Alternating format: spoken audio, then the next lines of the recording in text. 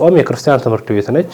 ሲወጣ በዚያ በጾም በተማረውና በሚኖረው ህይወት እንዲኖር ቤተክርስቲያን ወደ ከ80% ወይም 70% አካባቢ ከአመቱ ጾም ነው። ብዙ ደግሞ የወደቀብን ነገር አለ፣ ብዙ የጠፋብን ነገር አለ፣ ብዙ የተሰወረብን ነገር አለ፣ ብዙ የሞቱ ነገሮች አሉ። እነዚያም እንዲገኙ ይሄ ጾም የቄስ ጾም ነው፣ ይሄ ጾም የገሌ ጾም ነው እንዲህ የሚባል ማለት ነው። እንደዚህ አይደለ። ግን የፍልሰታን ጾም ሁሉም ከልጅ እስከ አዋቂ ሁሉም በጋራ የሚጾመው ጾም ነው እና ልጆች የበለጠ የሚተጉበት ስጋው ደግሞ የሚቀበሉበት ወደ ቤተክርስቲያን የሚሮጡበት ሰዓቱ ረፈደ፣ የቅዳሴ ሰዓት ረፈደ እያሉ ሮጠው መጥተው የሚያስቀድሱበት ወቅት ነው። ስጋዋን ባጎበር አድርገው ሲሄዱ ታውፋንያ ቀርቦ የእመቤታችንን ስጋ ነጥቃለሁ ቢል መልአክ ስጋዋን ወደ ዕፀ ሕይወት አሳርጎ እጁን በረቂቅ ሰይፍ ቀጥቶታል። ይህን ትንሣኤ ማንም አላየም አንተ ብቻ ነው ያየኸው ብላ እመቤታችን ሰበኗን ሰጥተዋለች። ያ ምልክት ሆኖ አባቶቻችን ካህናት በራሳቸው የሚጠመጥሙት በመስቀላቸው የሚይዙት ሆኗል። ዛሬ አባቶቻችን ካህናት፣ ወንድሞቻችን ዲያቆናት፣ አበው መነኮሳት፣ አበው መምህራን ሁሉም በጋራ ሆነው ከምሽቱ 2 ሰዓት ከምሽቱ 3 ሰዓት ጀምረው እስከ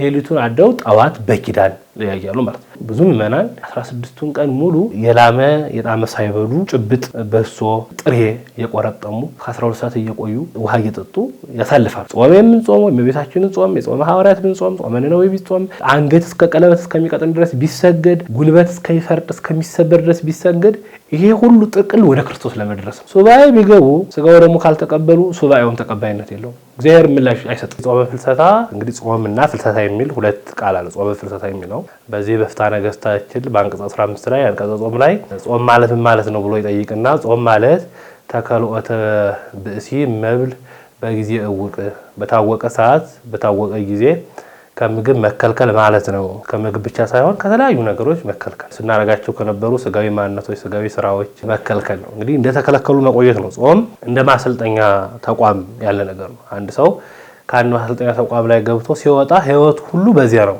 ሰው ትምህርት ቤት እያለ የሚማራቸውን ነገሮች በህይወት ዘመኑ ሁሉ እንዲያደርገው ነው የሚማረው። ስለዚህ ጾም የክርስቲያን ትምህርት ቤት ነች።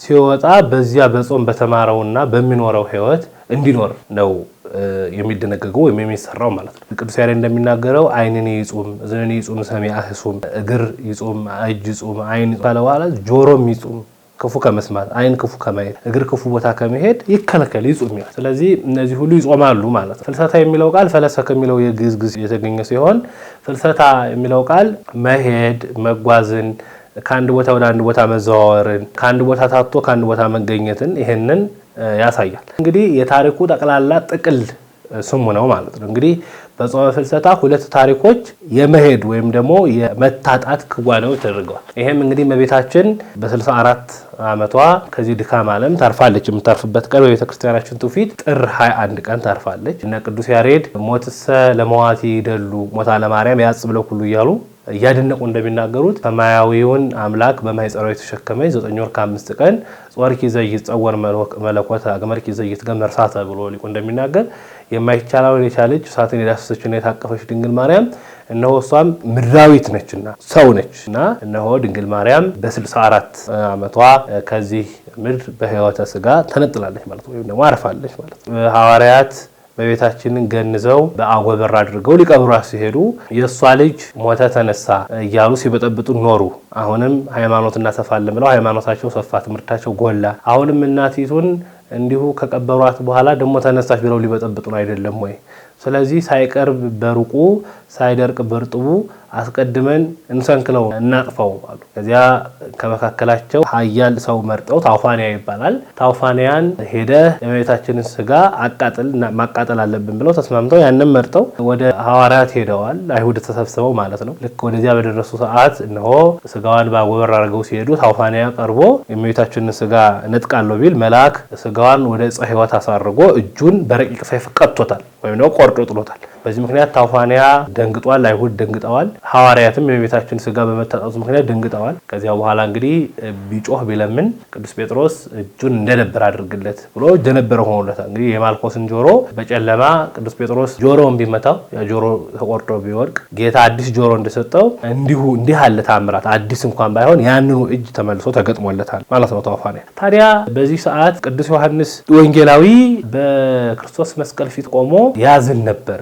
ያለቅስ ነበር። ቀነውን ደዌ ወገሬ የተባለው ትንቢት ሲፈጸም በአንጻረ መስቀል ቀዮሙ ዮሐንስ በከየ እንዘይብል ወይሌ ወይሌ እያለ አባ ጊዮርጊስ ዘጋስጫ እንደሚናገር እያለቀሰ እያዘነ ቁጽረ ገጽ ሆኖ ኖሯል። የጌታ ሞት እያሰበ አሁን ደግሞ በሱ ምትክ አድርጎ በመስቀል ስር እነሆ ነያ እምከ ወነዋ ወልድኪ እነሆ ልጅሽ እነኋት እናትህ ብሎ የመስቀል አደራውን ስር እናቱን በሞት አጣ። ደግሞ አሁን ዮሐንስ በዚህ ሰዓት ሀዘኑ ለሱ ጥልቅ ነው የሚሆን። ጌታ ደግሞ ቅዱስ ዮሐንስን ይወደዋልና እርግጥ ሁሉም ሐዋርያት ይወዳቸዋል፣ ግን ቅዱስ ዮሐንስ ደግሞ የበለጠ እመቤታችን አደራ ተብሎ ይሰጠውና ወደ ቤቱ ይዟት ገብቶ በኤፌሶን እሱ በነበረበት ወቅት አብራ የነበረች ድንግል ከሱ ጋር ነው እንግዲህ መላ ዘመናዊ የነበረችው ከክርስቶስ ታረገ በኋላ ማለት ነው። ታዲያ ቅዱስ ዮሐንስ ሀዘኑ በሱ እንደሚጸናበት ይታወቃል። ቅዱስ ዮሐንስ ይሄንን ሀዘን ስለማይችለው እነሆ ወስዶ መልአክ አሳይቶታል በዕፀ ሕይወት ስር እንዳለች። ይሄ የመጀመሪያው ታሪክ ነው። ይሄንን እንግዲህ ከምድር ወደ ሰማይ ያረፈችበት ስጋዋ በዕፀ ሕይወት ስር ሳይፈርስ ሳይበሰብስ የተቀመጠበት ማለት ነው። በጥር የተከናወነ ጥር፣ የካቲት፣ መጋቢት፣ ሚያዝያ፣ ግንቦት፣ ሰኔ፣ ሐምሌ፣ ነሐሴ ማለት ነው። በወርሃ ነሐሴ ሐዋርያት እንዴት ዮሐንስ ብቻ አይቶ ይቀራል እኛም ማየት አለብን ብሎ ሱባኤ ይገባሉ። ሁለት ሱባኤያቸውን ሲፈጽሙ በሁለተኛው ሱባኤ ስጋዋን ይሰጣቸዋል መልአክ። በ14 ይቀብሯታል። በሶስተኛው ዕለት ተነስታለች። ለምን አስቀድመው እነ ቅዱስ ዳዊት ተንስ እግዚኦ ውስተ ዕረፍትከ አንተ ወታቦተ መቅደስከ አንተም መቅደስ የታቦተ ማደሪያ እመቤታችን ትነሳ እያሉ እመቤታችን ትንሣኤ እንዳለው ክርስቶስም እንደሚነሳ ተንሥኢ ወንኢ ቅርብቴ እያለ ደግሞ እነ ቅዱስ ሶሎሞን መናገራቸው የታወቀ ነው። እመቤታችን ትንሣኤ ተፈጽሟል በዚህ ወር። ይሄ ሁለተኛው ፍልሰት ነው። እመቤታችን በምታደርግበት ሰዓት ከ12ቱ ሐዋርያት መካከል ቅዱስ ቶማስ አልነበረም። ቅዱስ ቶማስ በክርስቶስ ትንሣኤ አልነበረም። አሁን ደግሞ ገጠመኝ ሆኖ በእመቤታችን ትንሣኤም የለም።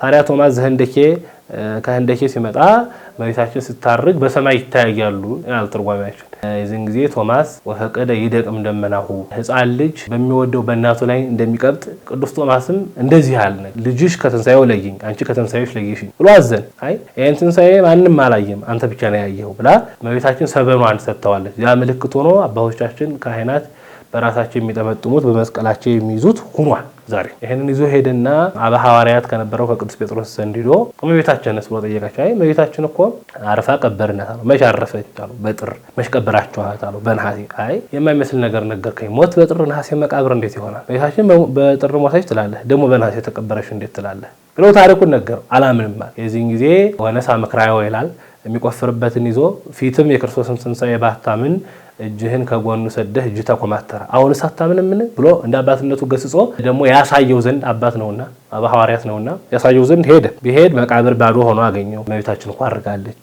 ይኸውና ብሎ ብነግራችሁ አታምኑኝም ብሎ ሰበኗን ሰጥቷቸዋል። ሰበኗን ለ12 አድርገው ከፍለው ወደ ሀገረ ስብከታቸው ሲሄዱ ይዘው ተበታትነው ማለት ነው። በአመቱ ድጋሚ ሱባኤ ይገባሉ። በአመቱ ደግሞ ሱባኤ የሚገቡት ቶማስ ብቻ አይቶ እንዴት ትንሣኤሽን ይቀራል ለእኛም ትንሣኤን አሳየን ነው ማለት ነው። ከዛ በአመቱ እንግዲህ ትንሣኤው ታይቷል ማለት ነው። ስለዚህ ከታሪኩ ጋር የሚሄድ ነው ፍልሰታ የሚለው ቃል። ሊቁ ቅዱስ ያሬድም እነሆ ፈለሰትም ዘይበሊ ሀበ ኢይበሊ ከሚጠፋው ወደማይጠፋው ከሚበላሸው ወደማይበላሸው ከዓለማዊው ወደ ሰማያዊው እንደሄደች እነሆ ይናገራል ማለት ነው በድጓው። ይህንንም ነሐሴ 16 ቀን ሊቃውንቱ በማህሌት ሲዘምሩት ያድራሉ። ዳዊት አቡሃ በመሰንቆ ሆንዘ ያህሊ አባቷ ዳዊት በመሰንቆ እየዘመረላት እነሆ በሰማይ እርገት መከናወኑን በሰማይ ቃል መሰማቱን ይናገራል ማለት ነው። ስለዚህ ፍልሰታ የሚለው ቃል ከሰማይ ወደ ምድር ድንግል ማርያም ያረገችበት፣ በምድር ታጣ በሰማይ የተገኘችበት፣ ስጋዋ በዕፀ ሕይወት ስር የተቀመጠበት ወደ ሁለት አበይት ታሪኮችን የሚያስተሳስር ነው ማለት ነው። ጠቅላላ ምዕመናን ጾም ለምን ይጾማሉ ይባል እንግዲህ ቤተክርስቲያን አረቦን ነች። አረቦን መንግስተ ሰማያት ነች። በመንግስተ ሰማያት የምንኖረውን ሕይወት ነው በምድር የምታሳየን። ወባቲ ለዛቲ ቤተክርስቲያን ትትመሰል በጽርሐ አርያም ዘላዕሉ ወቅድስት ድንግል በሰረገላ እሳት እያለ አባ ጊዮርጊስ ዘጋስጫ እንደሚናገር ቤተክርስቲያን በሰማይ አምሳል የተሰራች ምድራዊ ነች። በምድር ያለች ግን የሰማያዊ ነገር የምታነጻጽር በምድር የምናያት ነገር ግን ስርዓቷ፣ ትውፊቷ፣ ቅዳሴዋ፣ ትምህርቷ ምድራዊ ያልሆነ ይልቅስ ወደ ሰማያዊ የሚያደላና ሰማያዊ ሕይወት ነው የምናይባት። አባ ጊዮርጊስ ዘጋስጫ እያንዳንዱን ዘርዝሮ ያሳያል። ስለዚህ ምዕመናን ሰማያዊ ሕይወትን እንዲለምዱ ምድራዊ ሕይወት የመብል የመጠጥ የድካም ነው። ሰማያዊ ሕይወት ደግሞ ከክርስቶስ ጋር አብሮ የመኖር ከሱ ጋር አብሮ ሱታፌ የማረግ መጽናት፣ መብላት ሳይሆን መጠጣት ሳይሆን ከሱ ጋር አብሮ የመኖር ሕይወት ነው የሚያሳየው። ቤተክርስቲያን ወደ ከ80% ወይም 70% አካባቢ ከዓመቱ ጾም ነው እና ጾም የመጀመሪያ ለምን ይጾማሉ ከተባለ ምናን ሰማያዊውን ሕይወት እንዲለምዱት ስጋቸውን ለነፍሳቸው እንዲያስገዙ። ጠቅላላ ግን ጾመ ፍልሰታ ለምን ይጾማሉ ከተባለ መጀመሪያ ሐዋርያት የእመቤታችንን ትንሣኤዋን የእመቤታችንን ፍልሰቷን የእመቤታችንን ክብሯን አይተዋል። ለእኛም ደግሞ በብዙዎቻችን እመቤታችን ከበረከተ ትንሣኤዋ እንድታሳትፈን ብዙ ደግሞ የወደቀብን ነገር አለ፣ ብዙ የጠፋብን ነገር አለ፣ ብዙ የተሰወረብን ነገር አለ፣ ብዙ የሞቱ ነገሮች አሉ። እነዚያም እንዲገኙ ነው። ሐዋርያት ጾማቸው እመቤታችንን ስጋዋን አግኝተው ቀብረዋል፣ ደግሞ ትንሣኤዋን አይተዋል። እኛም ለሕይወታችን ትንሣኤ፣ ለሀገራችን ትንሣኤ፣ ለቤተክርስቲያናችን ትንሣኤ እንለምን ዘንድ እንጾማለን። ዛሬም በረከተ ትንሣኤዋን እንድታሳየን እንጾማለን። ሶስተኛ ደግሞ የሐዋርያት በረከት ሐዋርያት በላያችን ላይ ያድራል ማለት ነው። እነሱ ጾመው እንደተጠቀሙ እኛም ጾመን እንጠቀማለን። እንግዲህ በዚህ ጾም የሚፈጸሙ መንፈሳዊ ስርዓቶች በተለይ ደግሞ ውስጣዊ አገልግሎቱ በጣም ላቅ ብሎ ይታያል። ከምሽቱ ብንጀምር በሁሉም አብያተ ክርስቲያናት በሚያስብል መልኩ ከዓመት እስከ ዓመት ሰዓታት የማይለይባቸው ገዳማት እንዳሉ ይታወቃል። እነ ደብረ ሊባኖስ የመሰለ ከአዲስ አበባ እነ እንጦጦ ኪዳነ ምሕረት እኒህ የመሳሰሉት ገዳማትና አድባራት ከዓመት እስከ ዓመት ሰዓታት አይለይባቸው። አሁን ግን በሁሉም አብያተ ክርስቲያናት አዲስ አበባ ላይ እኔ እስከማውቀው ድረስ ሰዓታት የማይቆምባቸው ቦታዎች የሉ። መጽሐፈ ሰዓታት አባ ጊዮርጊስ ዘጋስጫ የተናገረው ምስጢሩ እጅግ ጥልቅ የሆነ ዜማው መንፈሳዊ የሆነ ጣዕመ ዝማሬው እንደው ሲባል ሲዘመር ሲያድር በጣም ደስ የሚያሰኝ በውስጡ ያሉት አረጎችና ንባቦች በሚስጥር የተሰላሰሉ መንፈሳዊ ሕይወትን የሚያድዱና ለሚያነባቸውና ለሚሰማቸው ሰዎች መንፈሳዊነትን ብቻ የሚያድሉ ብቻ ሳይሆኑ መጽሐፍ ቅዱስ እንዲያውቅና እንዲረዳ ስለ ሰማያዊ ሕይወት እንዲረዳ ያደርገዋል። አባቶቻችን ካህናት፣ ወንድሞቻችን ዲያቆናት፣ አበው መነኮሳት፣ አበው መምህራን ሁሉም በጋራ ሆነው ከምሽቱ 2 ሰዓት ከምሽቱ 3 ሰዓት ጀምረው እስከ ሌሊቱን አድረው ጠዋት በኪዳን ያያሉ ማለት ነው። ከዚያ አባቶቻችን ውሉደ ያሬድ የቤተክርስቲያን እንቁዎች የቤተክርስቲያን የአብነት መምህራን ስርዓተ ነግ ይዘው ይቆማሉ። ስርዓተ ነጉ እንዳለቀ ከመጽሐፍት መምህራን መካከል የደብሩ የመጽሐፍ መምህር ውዳሴ ማርያም፣ ቅዳሴ ማርያም ትርጓሜ አብሮ ይሄዳል ማለት ነው። በዚህ መካከል ትምህርት ሊገባ ይችላል። ከዚህ በኋላ ልክ 6 ሰዓት ሲሆን አያይዞ ቅዳሴ ይጀመራል። ቅዳሴ ይቀድሳል። 16ቱ ቀን በተለይ ደግሞ 14ቷ ቀን የምትቀደሰው ቅዳሴ ማርያም ጎሳ ማለት። ከዚህ በኋላ እንግዲህ ምዕመናን ቅዳሴውን አስቀድሰው አብረው በጋራ ሆነው ደግሞ ወደ ቤታቸው የሚሄዱት ወደ ቤታቸው ይሄዳሉ። ግን ብዙ ምዕመናን ሱባኤ ይዘው ይቆያሉ ማለት ነው። ሌላኛው ደግሞ አገልግሎት በዚህ ብዙዎች ምዕመናን ሱባኤ ይይዛሉ። የሞቀ አልጋቸውን የደመቀ ቤታቸውን ትተው ምንጣፍ ይዘው ከማይቆረቆረው ከዚህ ከሚመቸው ፍራሻቸው ወርደው ፍራሽ ነው ነጠላ ፍራሽ ይዘው ነጠላ ለብሰው ዝናብ ይበረታል፣ ብርድ ይበረታል። ይሄንን ተቋቁመው በቤተክርስቲያን ግቢ መጥተው በቅጥረ ግቢው ያርፋሉ። ብዙ ምዕመናን 16ቱን ቀን ሙሉ የጣመ ሳይበሉ ጭብጥ፣ በሶ፣ ጥሬ የቆረጠሙ ከ12 ሰዓት እየቆዩ ውሃ እየጠጡ ያሳልፋሉ በአገልግሎት ማለት ነው። ይሄ ያኛው አገልግሎት ነው። ከዚህ የማታው ምህላ ስርዓተ ትምህርት አለ። ሱባኤ የገቡት እዚያው ግቢ ውስጥ ያሉት መጥተው ትምህርት ያደምጣሉ። ደግሞ በቤታቸው ሲሰነበት ደግሞ መጥተው ደግሞ አሁንም ከዚያ በኋላ ልክ ያ ትምህርት ካለቀ በኋላ እንደው ራት ገና እንደው የተበላ የሚበላ አይመስለኝ እንደው ሰዓቱ አይደርስም ወዲያው ደግሞ ደውል ይደወላል ለሰዓታቱ። ወደ ሰዓታት አገልግሎት ይኬዳል።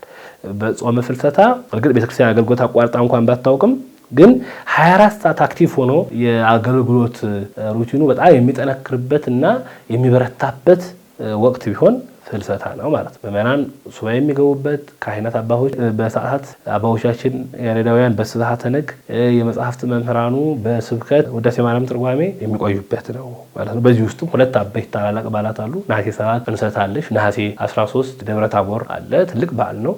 በመካከል ደግሞ ውሉደ ያሬድ፣ እነ ደናግል፣ እነ ማህበር እነዚህ ደረቅ አርያም የሚቆምባቸው ናቸው ማለት ነው። እንግዲህ ብዙ ህፃናት ጾም የሚጀምሩት ከጾመ ፍልሰታ ነው። ሁለተኛ ደግሞ ከመቤታችን ጋር ያላቸው ፍቅር ነው። ቤታችንን ልጆች በጣም ነው የሚወዷት።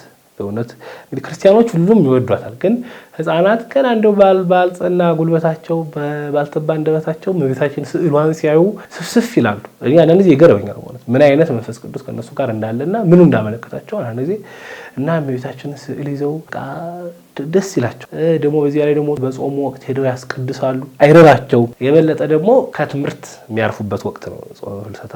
አብይ ጾም፣ ሰኔ ጾም እንደዚህ የሚባሉት ትምህርት ወቅት ላይ ናቸው። አሁን ግን ህፃናት ሁሉ ትምህርት የላቸውም። ሰንበት ትምህርት ቤት አዳራሹ በስፋት ጋይቶ ሱባኤ የሚገባበት ቦታ ሱባኤ ይገባበታል። ግን ያልሆነበት ደግሞ ቦታ ህፃናት ልጆች ደግሞ ቅዳሴ ራተ ቅዳሴውን ከዛ ሆኖ እንዲያስቀድሱ ስጋው ደሙን እንዲቀበሉ ከዚያ ይሆናል ማለት ነው። እና ልጆች የበለጠ የሚተጉበት ስጋው ደሙን የሚቀበሉበት ወደ ቤተክርስቲያን የሚሮጡበት ሰዓቱ ረፈደ የቅዳሴ ሰዓት ረፈደ እያሉ ሮጠው መጥተው የሚያስቀድሱበት ወቅት ነው። በዚህ ምክንያት ልጆች ያላቸውን ፍቅር ለእመቤታችን የሚገልጹበት ወቅት ወርህ ነው ማለት ነው። ሁልጊዜ ቢገልጹም ነገር ግን በዚህ ወቅት ደግሞ የበለጠ ከእመቤታችን ጋር ልዩ ትስስር የሚያረጉበት በጾም በጸሎት በልጅነት አንደበታቸው ስሟን እየጠሩ የሚማርክ ስሟን የሚጣፍጥ ስሟን የእመቤታችን የወላዲተ አምላክን ስሟን እየጠሩ የሚያነሱበትና ዘወትር ከቤተክርስቲያን የማይጠፉበት ነው። ስለዚህ ብዙ ልጆች በቤተ መቅደስ ይገኛሉ ከወትሮ የበለጠ። ስለዚህ ልጆች ጾም ህፃናት የሚጾሙት ይባላል። ያው በጥቅሉ ግን ያው ከህፃን እስከ አዋቂ የሚጾሙት ነው። አሁን አንዳንዱ አሁን በዘልማድ የመጣ አንድ ክፉ ልማድ አለ። ይሄ ጾም የቄስ ጾም ነው፣ ይሄ ጾም የገሌ ጾም ነው እንዲህ የሚባል ማለት ነው። እንደዚህ አይደለ።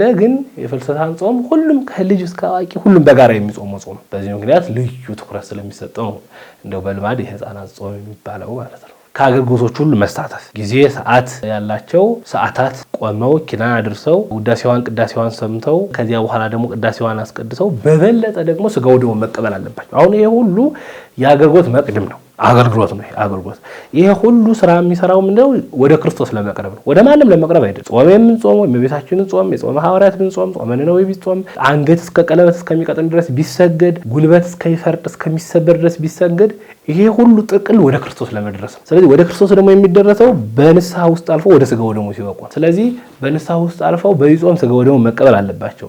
ከአገልግሎት መሳተፍ አለባቸው። ሰዓታቱን መቆም ማህሌቱን መቆም ይኖርባቸዋል። እንደው ስራ እንኳን ያላቸው ሰዎች መጥተው ከሌሊቱ አገልግሎት ተሳትፈው ኪዳን አድርሰው ወደ ቤታቸው መለስና ወደ ስራቸው መግባት ይችላሉ። ከዛ ደግሞ ከማታ ከአገልግሎት ፕሮግራሙ ላይ ደግሞ መጥተው መሳተፍ ይችላሉ። ከትምህርት ማለት ነው። ይሄ አብዩ ነው ከአገልግሎት መሳተፍ እና ቅድም የመጀመሪያ እንዳልኩት ስጋው ደግሞ መቀበል። ስጋው ደግሞ የማይቀበል ክርስቲያን አይደለም። ማህተም አልባ የሆነ ነው ማለት ነው። በአንገት መስቀል ቢያደርግ ምንም ለምን ሱባኤ አመቱ ሙሉ አይገባም። ስጋው ደግሞ ካልተቀበለ ይሄ ሰው በፍጹም ለዚህ ማድረግ ካልደረሰ ይሄ ሰው ከክርስቶስ አፈግፍጓል፣ ከክርስቶስ ወደ ኋላ ቀርቷል። አሁን ስጋው ደግሞ ብዙዎች እያስፈራራን እየተናገርን በቃ ስጋው ደግሞ የሚቀበል ጠፋሁን። አሁን ፍልሰታ ላይ ካየን እንደው ረጅሙ ሰልፍ የህፃናት ነው። አዋቂዎች መጥተው ነጭ በነጫቸውን ለብሰው ደርሰው አስቆርበዋቸው ነው የሚመለሱ። ሱባኤ ቢገቡ ስጋው ደግሞ ካልተቀበሉ ሱባኤውን ተቀባይነት የለውም። እግዚአብሔር ምላሽ አይሰጥም። ስለዚህ ስጋው ደግሞ መቀበል አለብን። በዚህ ጾም እንግዲህ ሐዋርያት በጾም በጸሎት የተጉበት ነው። ምዕመናን በጾም በጸሎት መዝጋት አለባቸው። በምጽዋት ደግሞ እንደው እነሱ ወደ ቤታቸው ሲሄዱ አንድ እንጀራ ቆርሶ መብላት የማይችል በዛው ጾሙን የሚቀጥል ሰው አለ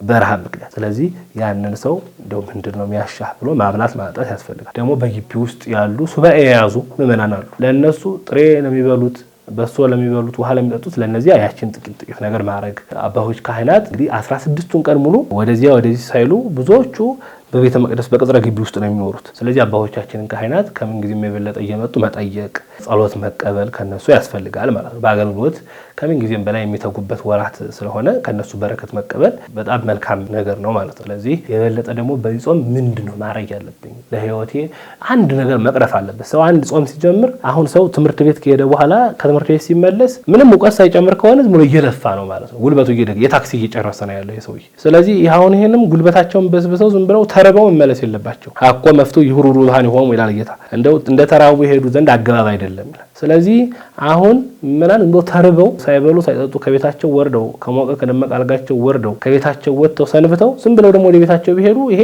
ጾም አይደለም። ስለዚህ አንድ ነገር መቅረፍ አለባቸው ከህይወታቸው። አንድ ክፉ ነገራቸውን ቆርጠው አንድ ጥያቄያቸው ማስመለስ አለባቸው ማለት ነው። በተለይ በአገልግሎት ያሉ አባቶቻችን ካህናት፣ ወንድሞቻችን ዲያቆናት ምንጊዜም በአገልግሎት የሚተጉ ናቸው። አመቱ ሙሉ ደግሞ ይሄን ነው የበለጠ የሚያተጋ ነውና ለጾም ፍልሰታን ጨርሰን ደግሞ በረከተ ትንሣኤዋን ለማግኘት እንግዲህ 16ኛዋን ቀን ጨርሰን ሁላችንም ተድላን ደስታን እናደርግ። እግዚአብሔር ፈቃዱ ይሁንልን። በጉባኤ ቤት ያሉ የአብነት መምህራን እግዚአብሔር አምላክ ያስብልን፣ ለሀገራችን ጥሩ ሰላም ይላክልን። አሁን በየቦታው የጦርነት ድምጾች እየሰማን ነው። ወንድሞቻችን በጦርነት ተይዘውብናል። እህቶቻችን በመከራ በሰቆቃ ውስጥ ነው ያሉት። ማምለጫ መንገድ እየፈለጉ ብዙዎች ከሀገራቸው ይሰደዱ ነው ያሉት። ከተወለዱበት ቀዬ ማረፊያ እንኳን የላቸውም መጥተውና ደግሞ እነሱን እግዚአብሔር አምላክ ደግሞ በሰላም እንደው ጦርነት የሚያነሱትን አካላት እግዚአብሔር አምላክ ልብ ይስጥልን፣ ለሀገራችን ጽኑ ሰላም ይላክልን። ከቤተሰቦቻቸው ርቀው ከሀገር ተሰደው ያሉትን ደግሞ ወንድሞቻችንን በእውነት በሄዱበት ቦታ ስራ የሚሰሩትን በስራቸው እንዲጸኑ፣ ደግሞ ኑሮ ያልተመቻቸውን ወገን ባዕድ የከበባቸውን ደግሞ እግዚአብሔር አምላክ ባዕድ ዘመድ ያርግላቸው። ለሀገራችን አሁንም ደግሜ የሚለው ጽኑ ሰላም ይላክልን።